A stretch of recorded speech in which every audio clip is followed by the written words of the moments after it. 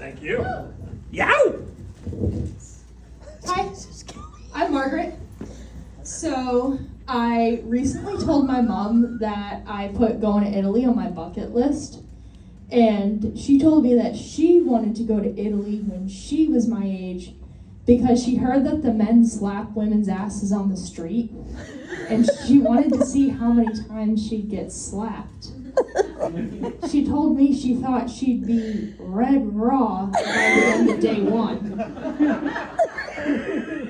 I said, yeah, Mom, I wanted to go for the food. She told me they don't do that anymore, which means nothing to me because, number one, I don't think it was ever happening to that extent. And number two, I don't have an ass to slap. There's nothing yeah. I would be such a disappointment to an Italian man in 1986.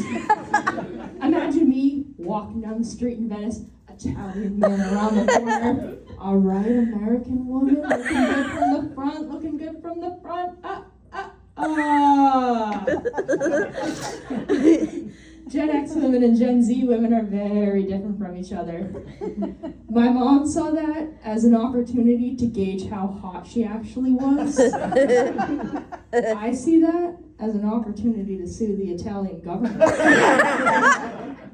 Both are clever ideas. Gen Z women rely on each other for that type of validation, which is probably why so many of us are bisexual. I wouldn't know anything about that. But relying on each other for that type of validation is a problem within itself because us women, we lie to each other.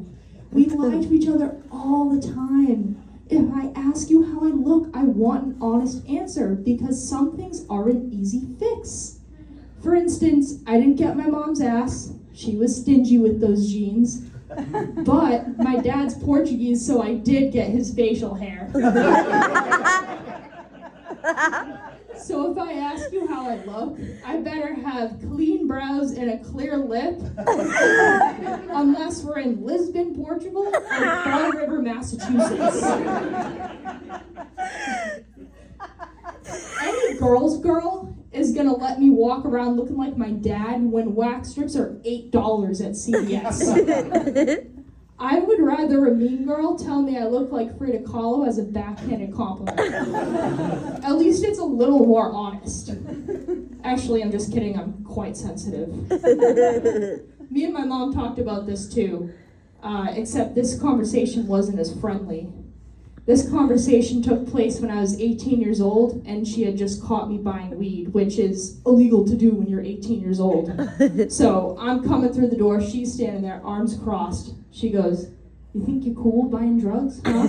You're not gonna think you're so cool when you're in prison. You and I both know you're too soft for prison." That weed went right back in my car. My mom had essentially just called me a little bitch. But she was right. I'd get my shit rocked in prison. And then I'd be laying on the floor after and I'd ask, "Are you mad at me?" I'm not cut out for that shit. I think the food in prison would be an issue for me too. I'm very sensitive to texture. I choke if I eat the wrong texture. And I wouldn't just eat it if I was hungry enough either.